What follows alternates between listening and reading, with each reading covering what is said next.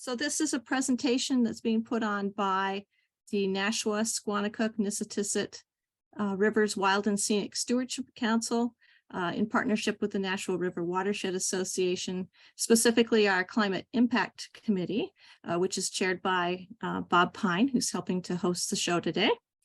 We're very pleased to welcome Andrew Ahern. Andrew is an ecological organizer.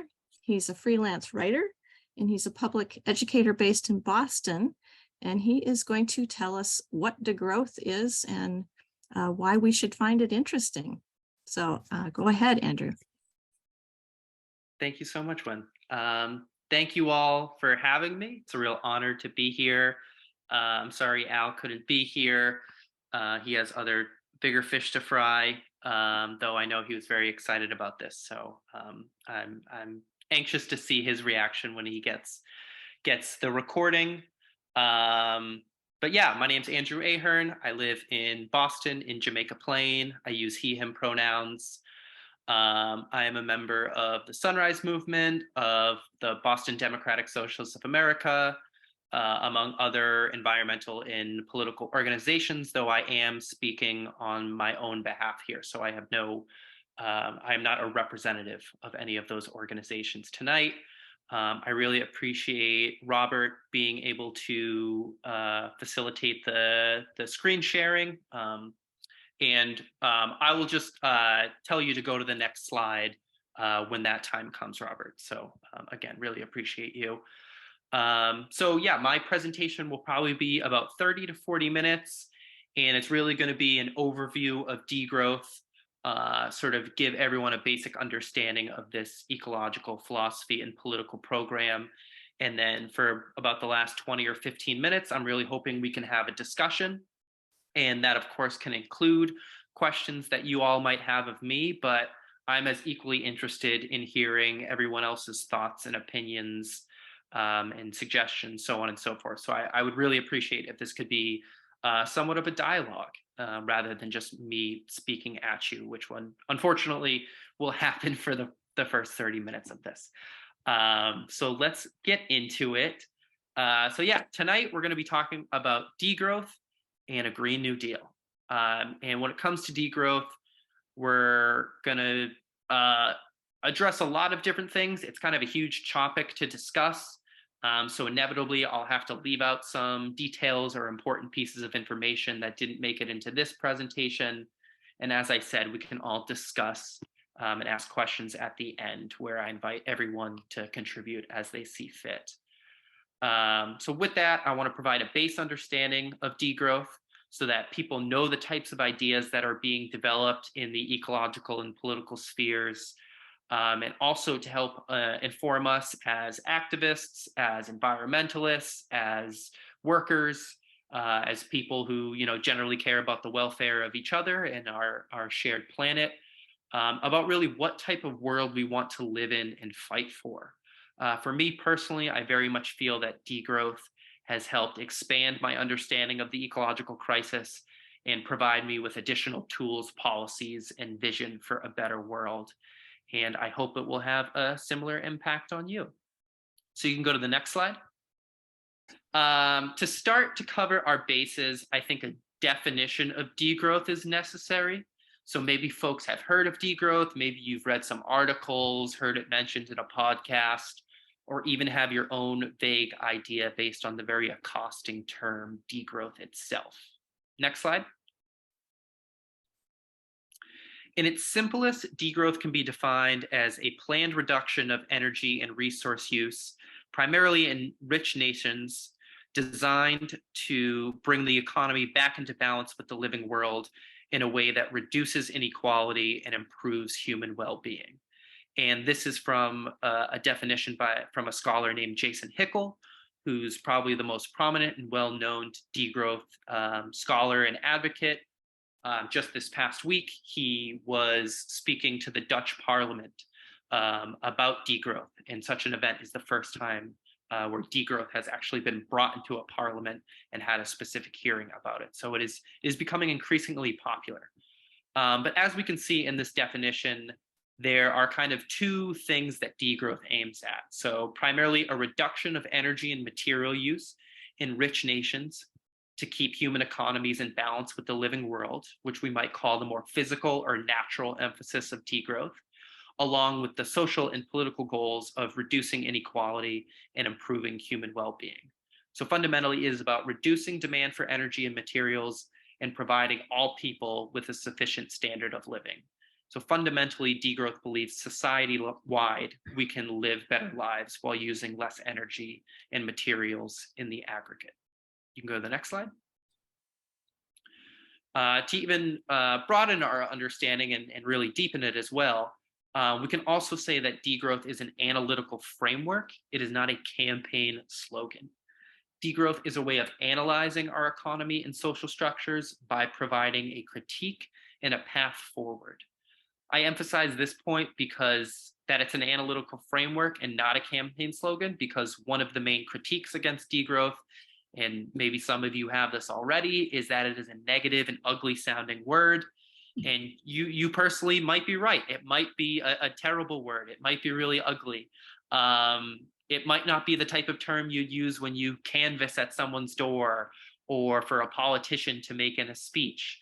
Others prefer other terms, whether that's like post-growth or well-being economy or so on and so forth. We can sort of argue about words all day. But whether or not degrowth is a good campaign slogan, others find the term useful, and that it would be very hard to imagine the general opposition co-opting this term like they have with sustainable development, in some extent environmental and social justice, because of how sort of straightforward and cumbersome the word degrowth is. Furthermore, since it's a direct attack on the economic growth imperative, which degrowth seeks to do, the name degrowth is straightforward and honest in what it critiques. So its vice is a virtue in this way. And I'll also just say that degrowth is fundamentally a provocation. It is about critiquing things. It is about exploring alternatives.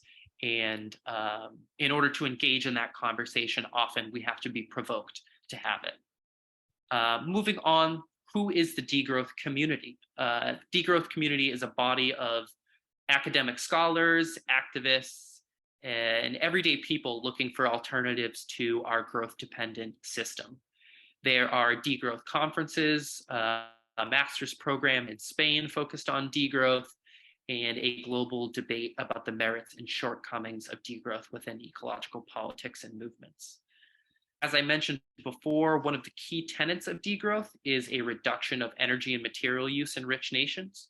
It should be said that degrowth is not simply about contracting GDP growth, but as a result of reducing energy and material use in the aggregate, especially in rich nations, since this is fundamentally what ecologically matters, GDP growth would likely decrease as a result. So in this way, economic growth largely serves as a proxy for energy and resource use, which I'll go into more detail later. Furthermore, by reducing our demand for energy and materials in rich nations, we will make it easier to reduce emissions by supplementing the remaining energy with low carbon sources. So to put it very simply, less growth equals easier to reduce emissions. That is the crux of the argument and why I believe, among other things, degrowth has a lot of merit. Folks might hear that and think of an economic recession. The degrowth position is that a recession is actually the result of a growth-dependent economy, where if we stop buying or producing so much stuff, which is essentially the essence of GDP, the economy collapses. People lose their jobs, their income, their healthcare, and so on. So another way to think about this is the people who advocate for exponential GDP growth year in and year out, they will also admit that recessions are inevitable in growth-dependent economies. So by accepting your economy is dependent on growth, you also accept the inevitability of recessions. And degrowth really attempts to flip that problem on its head and say, what if we provided all the things people rely on in their everyday lives while using less energy and materials to reduce environmental impact, all while ignoring GDP growth as a metric for success? So in this way, degrowth is about a planned economic contraction, not an abrupt economic recession. We have the word degrowth, we have the word recession. They mean two different things. So conflating those two things is analytically messy and often dishonest. Degrowth also has justice, global justice, colonialism, and capitalism at the heart of its analysis. One of the reasons degrowthers call for degrowth in rich nations is because rich colonial nations have contributed the most to the climate and ecological crisis, while global South nations have contributed very little. Europe and North America are most responsible for historical emissions, the rise of colonialism, and the rise of industrial capitalism, in no small part due to the drain of the global South's energy, resources, and labor to largely service northern growth. Since rich nations are more than capable of decarbonization while providing for their own citizens, rich nations should reduce their pressures on the planet to allow poor nations to further their development and thereby ensure we have a chance of staying with a 1.5 or even 2 degrees Celsius. And the degrowth movement typically advocates for things like global South debt forgiveness and direct funding from northern nations for green projects in the South as well. You can go to the next slide. Zoning out from what degrowth is, degrowth philosophy operates from a certain worldview as it concerns the relationship between human societies and the non-human living world. Degrowth really comes from the school of ecological economics, and one of ecological economics' key insights is to see society and our economy as a part of the greater biosphere. So our society and economy are dependent on the environment, ecosystems that provide us soils, water, solar energy, minerals, plants, animals, and so much more that we rely on. Put another way, our society and economy is contained within the biosphere, not separate, but reliant on non-human nature. Moving on, degrowth understands the importance of climate change. There's no denying that, but recognizes we are in a general ecological crisis that encompasses climate change and much more.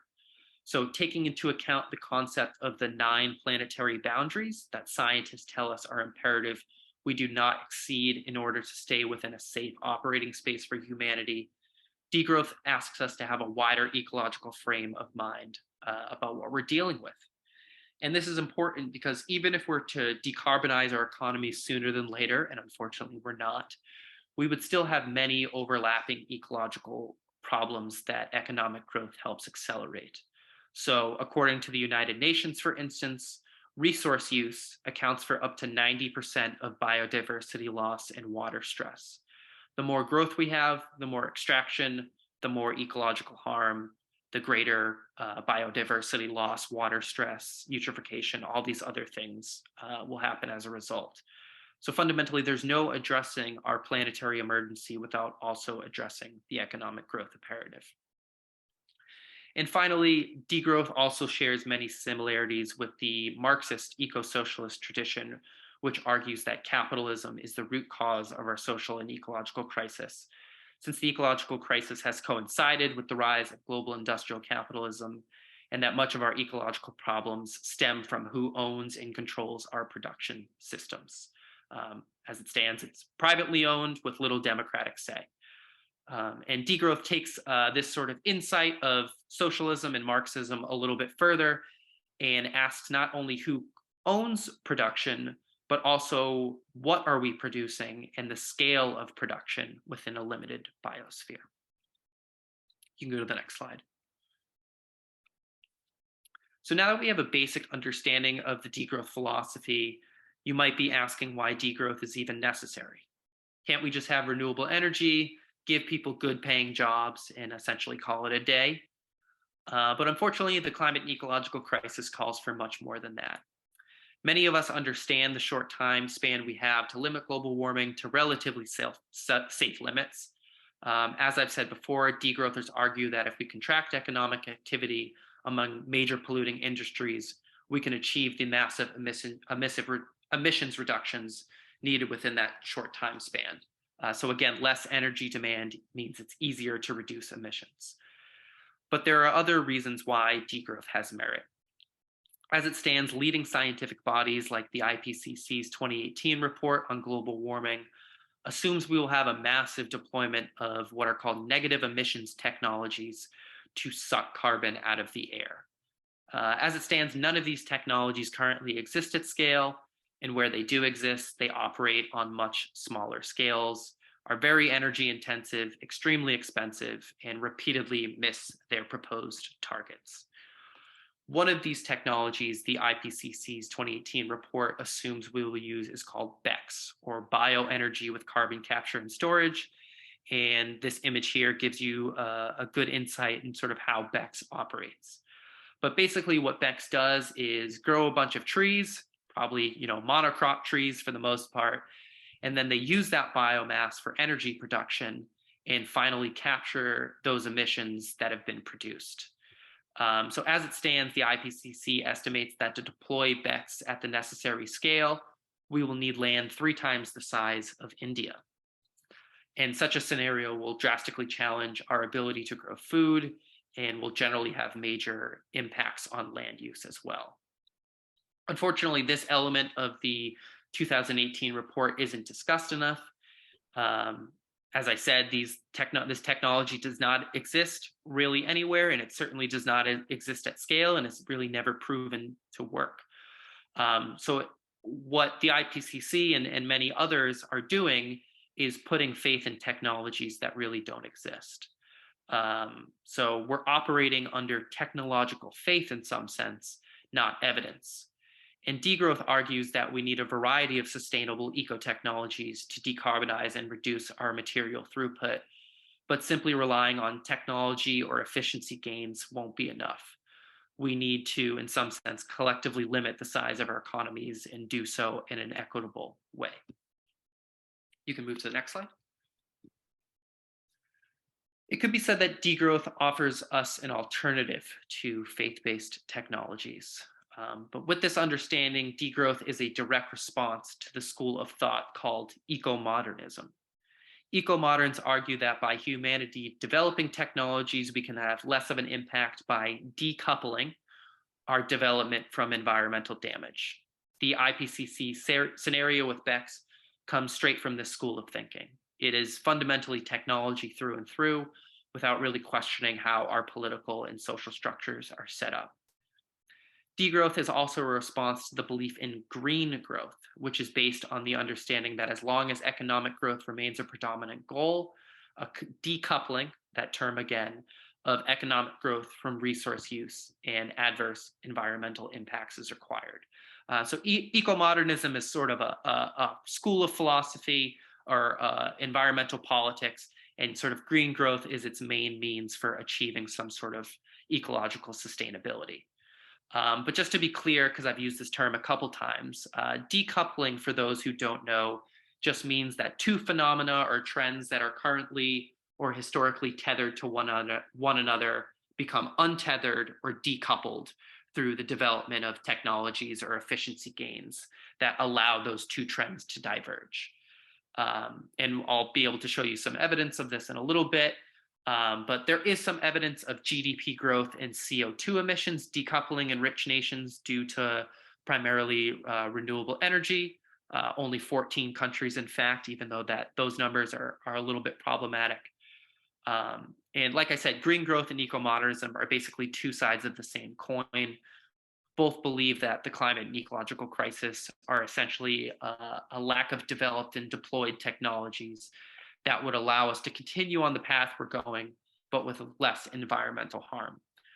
Degrowth fundamentally is skeptical and critical of these ideas and poses them as a moral hazard. You can go to the next slide. I'll return to these ideas in a minute, and especially green growth, but I want to make sure we have a shared understanding of what we're talking about here. So it'd be good to talk about what GDP or economic growth is, since I've mentioned it so many times. Next slide. GDP growth is defined as that which measures the monetary value of final goods and services that are bought by the final user, produced in a country in a given time period, say, a quarter or a year. In other, much more simpler terms, GDP or economic growth is a measurement for all the goods and services produced and all the goods and services purchased by a country in a given time period. So to help explain this a little bit more, GDP is a measurement for all the consumer goods purchased, plus investments in services, government spending, and the total between imported and exported goods for a country in a given time period. Anytime money changes hands, whether that's to purchase fossil fuels, send someone to college, or clean up oil from a river, GDP will go up. In this way, GDP is not about the quality of growth, whether or not something is good or bad for the people and the planet, but just that something was purchased. GDP growth also rises exponentially. So at a 3% growth rate per year, which is considered a very strong growth rate, a growth rate that most economies want to achieve year in and year out, a country would double the size of their economy every 23 years if they're achieving 3% growth every year. So imagine the United States economy right now, twice as big in less than a quarter of a century time period.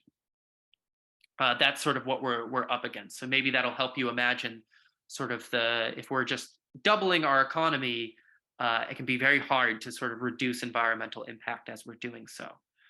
I won't go into the history of GDP growth in any depth, but it's worth noting that the metric was created in the 1930s as a way to get us out of the Great Depression. It was developed by an economist named Simon Kuznets, who himself declared that GDP growth was not a great proxy for human well-being. So in 1934, Kuznets said the welfare of a nation can scarcely be inferred from a measurement of national income. National income is just what he meant by GDP growth. And then in 1962, a little less than 30 years later, he said distinctions must be kept in mind between quantity and quality of growth. Goals for more growth should specify more growth of what and for what. Kuznets was ignored beyond proposing GDP growth as a metric, but these comments that he made were largely ignored. And now the world's economies use GDP growth as a metric for human welfare more than any other indicator. So if GDP doesn't go up year in and year out, everyone panics. All politicians, left and right, tout economic growth as an end in and of itself. And so with this understanding, we need to ask, are we growing green? Are we decoupling economic growth from environmental impact? You can go to the next slide. Surprise, the answer is no, not much at all, in fact. So I'll draw your attention to this first graph on my left. So as it stands, global greenhouse gas emissions are rising. And according to a new study released just last year, we expect emissions to rise 10% by 2030. As you can see, for much of recent history, greenhouse gas emissions and GDP growth have been tightly coupled. So those lines are practically going at the same pace. What we're seeing now is that while both GDP and greenhouse gases are rising, they are becoming uncoupled with GDP rising at a faster rate than greenhouse gases. This is what we call relative decoupling. So both trends can be increasing, just not at the same rate. This is a positive development and does show GDP growth does not cause greenhouse gases necessarily. That would, of course, be very reductive. So all development from this point forward should happen with zero carbon energy in all nations and as much as possible, so we can reduce warming as much as we can over the next couple decades. I don't think anyone denies that, but it still remains to be seen how much we can expect of the global economy to grow while reducing greenhouse gases fast enough to stay within safe levels of warming. So given this, do we want to say that we are growing green as it concerns the climate crisis? I would say no. Trying to maintain economic growth and achieving environmental sustainability is like running up an escalator. As I've mentioned, degrowth sees us in an ecological crisis that includes climate, among other trends of ecological destruction like biodiversity and land use change. One thing scientific evidence shows us for certain is that GDP growth and overall environmental impact are tightly coupled. Scientists use a concept called material footprint to represent the total amount of raw materials extracted to meet human consumption demands, including energy sources, minerals, land, organic, inorganic materials, and so on. So as you can see on the graph, this purple line and the orange line for GDP are practically coupled and show no signs of either relative or absolute decoupling. The material footprint is a really holistic measurement for what it takes to produce anything and everything. And we're clearly not growing green in that regard. And I'll just add to this argument that several studies have done comprehensive literature reviews regarding the evidence for green growth. This study, Decoupling Debunked, is just one of many that I'm happy to provide links and resources to if people are interested in it. And all of these studies have concluded that green growth is not happening and moreover is unlikely to happen in the future. So in a way, degrowth is the alternative to this path of a world growing warmer and less green in many ways. You can go to the next slide. Our problems with growth don't stop there.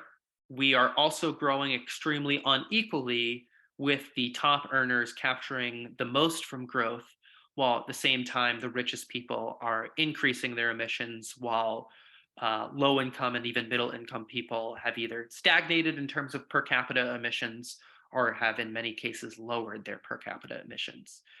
So if economic growth really still isn't making sense to you, think about it as one giant pie, in this case, the American pie. Every American contributes to, and we all produce America's economy in some sense. That pie is, in theory, supposed to be distributed in some reasonable and fair form, and at least that's what we've been told for 40 years. And for some of you, this might kind of sound like trickle-down economics, and you wouldn't be far off. But what's happening is that workers are producing more wealth than at any time in history and seeing more of it go to the top 1 in 10% of earners. Economic growth is not altruistic in itself. It is a deeply political concept that's been used to make lots of rich people even richer. This is clearly what the evidence shows us. In the words of Henry Wallach, the former economic advisor to Dwight Eisenhower, economic growth is a substitute for equality of income. So long as there's growth, there's hope. That makes large income differentials tolerable. So for decades, economic growth has been used as a justification for the widespread economic inequality that we experience in the United States and the globe. You can go to the next slide. And just to further show the limits of the concept of economic growth, we're also growing and being less happy as a society doing it. We're producing, useless consumer crap just to grow the economy when we could be using our creative capacities to build a better world, reduce inequality, and enjoy life. Degrowth deeply questions what the point of our economy and our lives are. As the slide shows, this is an indication of what's called the Easterlin paradox, which the paradox is as economies gain more wealth, that does not necessarily mean that the people within those economies are becoming more happy. In many ways, people in the United States are extremely unhappy. We have anxiety, loneliness, mental health issues. These things are at an all-time high, and yet we're known as the most productive economy in the history of the world. You can go to the next slide. Now we're going to get to the fun parts, okay, I promise. So to recap what we've learned so far, we have a general idea of what degrowth is, the argument and the philosophy that it espouses. We know that our leading scientific institutions on climate change are relying on speculative technologies that don't exist and are unproven where they do. We know that this is part of a larger ecological philosophy that we can call eco-modernism, and that eco-moderns rely heavily on the concept of decoupling and green growth. Most evidence suggests we are not decoupling environmental impacts from economic growth, and where we are doing so insufficiently based on the scale of the crisis and the speed at which we need to tackle it. Degrowth offers an alternative, one that contracts our energy and material use in order to tackle the climate and ecological crisis while centering the health and well-being of everyone. Like the Green New Deal, degrowth is a framework that wants to improve people's lives while lessening the damage to the earth. But where the vision for the Green New Deal stops, degrowth adds to that vision for what we want our world to be like, how it's structured, and who it benefits. You can go to the next slide. I'm hoping we all have a general sense of what the Green New Deal is. But if we don't, it's essentially a framework for creating millions of good paying jobs, unionized jobs as much as possible, building out a renewable energy future, and centering racialized communities in the face of inevitable climate change, all while centering justice and equity for where those jobs go and who we're investing in. Added to this idea are some other progressive policies like a civilian climate corps. If you can click your mouse once on the screen, that would be great. Something should show up. One more time. So we have a civilian climate corps. We have a job guarantee, what the Sunrise Movement called Good Jobs for All, and a Green New Deal for cities and public schools. And there's also been mention of ensuring Medicare for all as a part of a Green New Deal. So you can click a couple times. Okay. And you can go to the next slide. Degrowthers are fully in support of all of those aforementioned policies. As a lifelong Sunrise member, I have been a long advocate for the Green New Deal and really helped popularize it in many ways. The degrowth movement knows we need renewable energy. In addition, a federal job guarantee would protect workers and ensure everyone has a livelihood in any economy, degrowth or otherwise. But there are some differences between sort of degrowth and the Green New Deal theory of change and how we want to view our economies. So degrowth begins from a different tradition of thinking, and for me, a more comprehensive set of principles than the Green New Deal, in my opinion. So to name a few of those principles, degrowth emphasizes a sharing, or what we could call a library economy, one in which we share goods rather than always having to have our own. So think of your own local library as a model for an economy.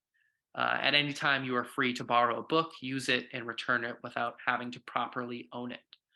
And by sharing more goods, we produce less, which puts less of an environmental pressure on the earth and allows everyone, no matter what their economic standing is, access to public goods. Another principle of degrowth is about working less and more joy in relationships. A significant number of us go to work 5 days a week, commute on average an hour a day, and by the time we're home, we're too tired to go out and enjoy ourselves. Degrowth recognizes that many of us work in what David Graeber called bullshit jobs, where the reason we have to work so much is to produce some level of economic growth so that some rich capitalists can make a profit. Degrowth challenges the need to be constantly producing and needing to work, and instead seeks alternatives for how we can free up our time. As one scholar put it, degrowth emphasizes a time-rich society. And other degrowth principles could include cooperation, circularity, and useful production, to name a few. You can go to the next slide. So how do these principles translate into policy? Here, I'll run through some degrowth policies that we advocate for and how it can build us towards a less extractive economy that still benefits the majority of people in the world. You can click a couple times and a couple of things will show up. So degrowth advocates for things like a reduction in military spending, since most of the military is highly wasteful, carbon and ecologically intensive, and obviously dangerous and violent. In fact, the US military is the largest institutional consumer of fossil fuels in the world. And in this way, the military might be the most significant institution that we could degrow. Degrowth also advocates for things like a 4-day work week. There is a lot of exciting research showing how a 4-day work week helps both workers and the planet, with studies showing massive emissions reductions as a result of implementing a 4-day work week. In a degrowth world, we would try to distribute work more fairly. So a 4-day work week offers us a lot on top of a job guarantee. So if we can sort of couple those two policies, that would bring us a long way, I think. So, maybe jobs that are guaranteed on sort of climate and ecologically regenerative practices. Furthermore, we need a wealth and high income tax, since the highest earners are the biggest CO2 emitters. We also need to massively redistribute our wealth, so our economy does not necessarily need to grow to make the pockets of the rich bigger, but to reduce inequality and limit the ecological destruction of the rich. You can click a couple more times. Ideas like the circular economy, where there is as little waste produced as possible, is also another policy that we should be implementing on national and international scales. Alternative metrics for GDP growth, like the genuine progress indicator, which is the state of Vermont has a genuine progress indicator, but also countries like New Zealand, Bhutan, and Scotland use different indicators besides GDP growth as well. Just a couple more. A debt jubilee, meaning debt forgiveness for the global south, is required to promote democracy, enact justice, and allow the global south to develop on their own terms. We need universal public services like healthcare, free college, dense affordable housing, and public ownership of energy, with universal access to food included as well. We can also consider a universal basic income, so that everyone is provided for and has a steady income no matter where they are in their lives. So we need to deeply invest in the public commons that we all own and share, like the Natural River Watershed, while promoting ecological restoration and resilience as we create these spaces. And one final thing that we can do is ban advertising to stop wasteless and mindless consumption. Places like Vermont, France, Spain, and many others have taken such measures. So these are just some of the policies that degrowth advocates for. What they all have in common is that they provide the things everyone needs to live enjoyable lives, like healthcare and income, education, while reducing inequality and wasteful production and consumption through wealth taxes, redistribution, and limiting ecological extraction and damage by commuting to work 4 days instead of 5, growing renewable energy, taking into account ecology and climate in our economic indicators, and so on. Degrowth is in many ways the next, more comprehensive evolution of the Green New Deal framework. And I believe degrowth supplements many of the blind spots that the Green New Deal has as it currently exists. You can go to the next slide. We're almost done. So you might be saying, this all sounds great, Andrew, sign me up. I'm totally down for your wish list of policies, but it's never going to happen. And even if we did some of those things, how would we know our world is capable of living good lives while using less materials and energy?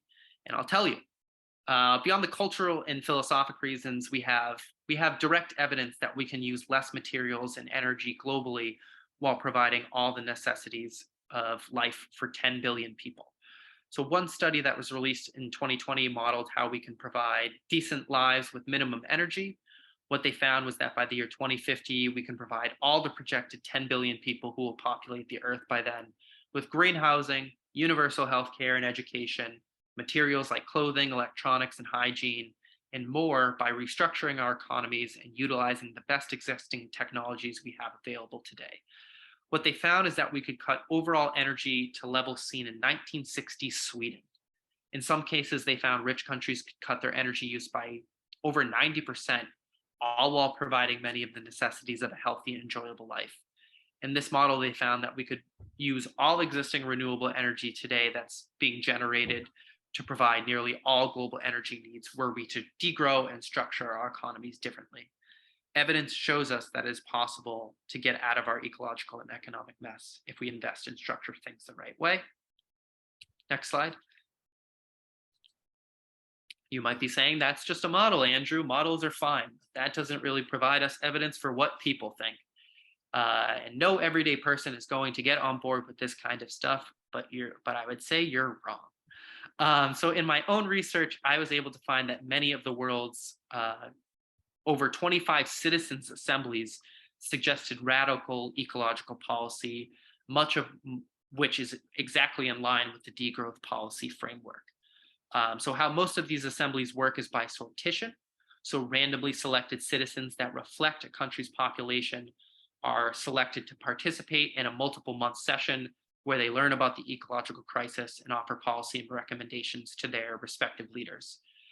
So what I was able to find in my own research, and these tweets are from my research, what I found even surprised me. So France, for instance, recommended the country stop building new airports, prohibit advertisement, and encourage people to consume less. In Spain, their citizen assembly literally called for raising the awareness of degrowth. And in the UK, citizens also recommended reducing meat and dairy consumption, using less energy materials, and increasing product share availability, among other proposals. So contrary to what some people think, the solutions to the ecological crisis is more democracy, not less. Next slide. I'll just run through this one very quickly. This is coming to the end of my presentation. We can talk about some of these common questions and criticisms as we have our discussion, but I'm not going to go through them right now in the name of time. You can go to the next slide. If people found this interesting, if they want to read more in depth about degrowth, I highly recommend at least these 3 books. One is Less is More by Jason Hickel, who I find to be the most compelling degrowth scholar and advocate. Another book called The Future is Degrowth, which does a really good job of getting sort of all of the comprehensive policies and history behind degrowth. And then another book is all about strategy. So how do we actually implement a degrowth economy? You go to the next and last slide. That is all I have for you all. If you liked this, if you didn't like it, if you just want to follow my work or engage with someone or argue with someone on Twitter, you can follow me there. That's where I publish a lot of my writing and studies and research. And the handle is Politic of Nature. So thank you all so much. Really looking forward to our discussion. Yeah, thank you.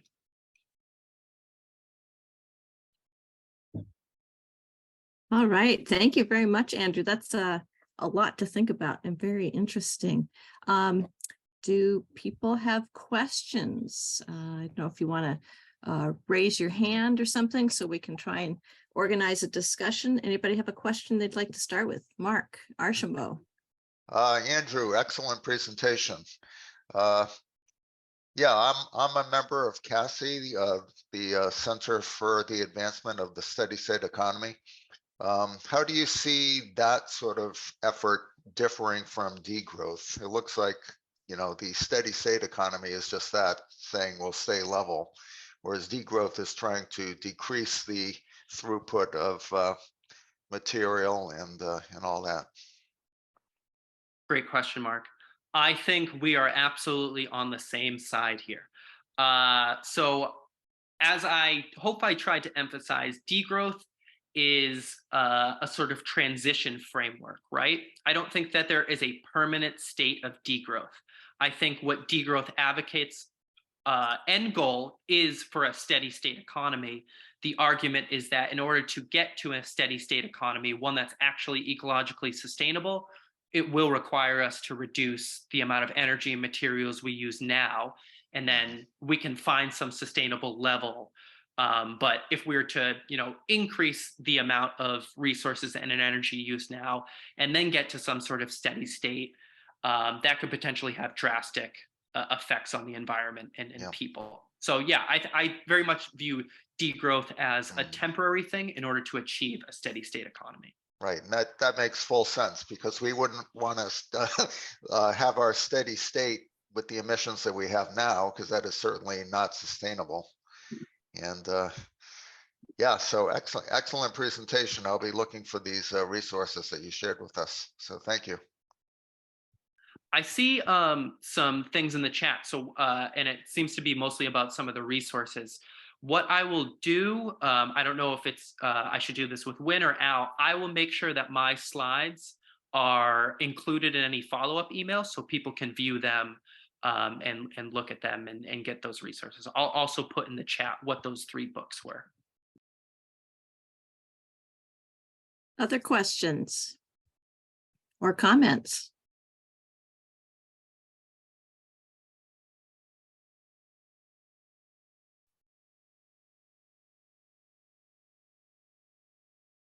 The recording will be made available afterwards. Somebody was asking in the chat.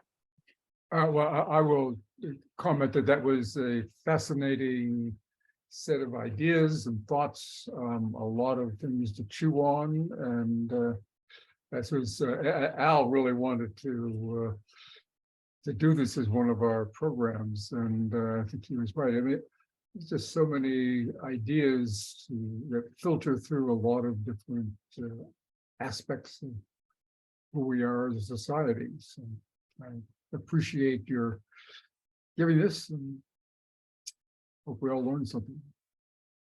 I truly could not have done it without you, Robert. I needed someone to man those slides, and you did a great job.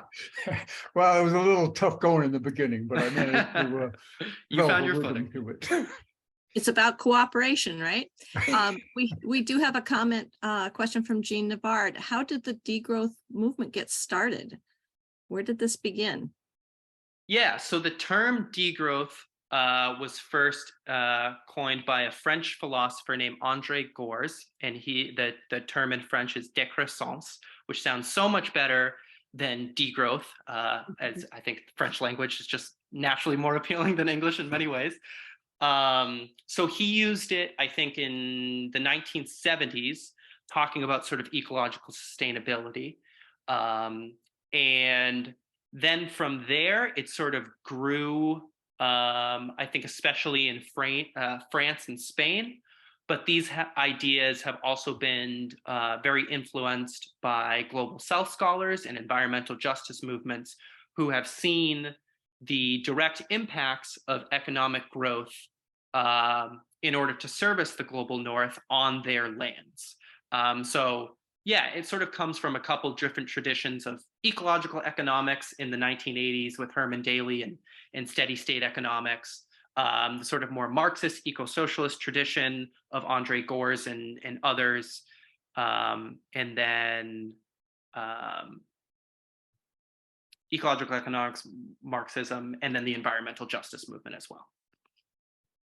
And I'll just say that within definitely the last couple decades, but even within the last year, the movement has really grown and burgeoned. So, you know, it's really not a concept that has been around for a while, but is really starting to make headway into, you know, national and international climate and environmental politics. We have a question wondering who the target audience is that will be essential to convince in order for this to really move forward. Yeah, absolutely. That's a great question. I think right now the audience has largely been, you know, environmentalists, people who identify on the political left, and I think it has been convincing for many people. But ultimately, this needs to enter into discussions with labor unions. Labor unions have immense political power. They have the capacity to shut down production. And they are a vital resource in terms of transitioning to a just economy. So in Europe, there has been a lot more effort to reach out directly to labor unions and get the degrowth conversation started with them. In the United States, degrowth is just not as popular as it is comparatively to other countries. So in my work, you know, I am a member of the Democratic Socialists of America, and we very much value working class populations and labor unions. So beyond having these discussions with environmentalists and people who can at least be sympathetic to these ideas, labor unions are a big cohort that really needs to be involved in these conversations. You know, politicians, I think there are politicians who are very sympathetic to this idea, but you know, won't speak about degrowth explicitly. That's fine. You don't need to use it in a campaign slogan, as I've mentioned. So yeah, I would say those are some of the target audiences that, as this movement has burgeoned, is really trying to get involved with. Joy Rio asks whether nuclear energy is considered to be green energy, if it should be included as we think about wind and solar. That's a good question. I think there is no clear position within the degrowth community of nuclear. I would say most people are either agnostic or opposed to it. My personal position is that it does not make much sense for us as environmentalists or organizers or a movement to focus a lot of our attention on shutting down nuclear plants right now. I think a lot of our focus should be on building out renewable energy. And from so many different, sort of variables and facets that way you want to look at it, I just generally think renewable energy is going to outcompete nuclear energy over the next couple of decades. So to me, it doesn't make a lot of sense strategically and capacity wise to focus a lot on like shutting down nuclear or really putting a lot of time and energy into it. I just generally think renewable energy is going to sort of beat it out on its own terms. And do you see zero population growth as being part of this formula for degrowth? No, I don't. And I think this is kind of where degrowth has separated from maybe more like traditional 1970s environmentalism or sort of limits to growth reports that sort of view population as a major contributor to ecological problems. And I think as that sort of providing decent living with minimum energy study demonstrates that we can drastically reduce our amount of energy and materials while even growing our population. So there's a projected 10 billion people by the year 2050. As that study shows, we can drastically reduce our environmental impacts without having to have these measures on population.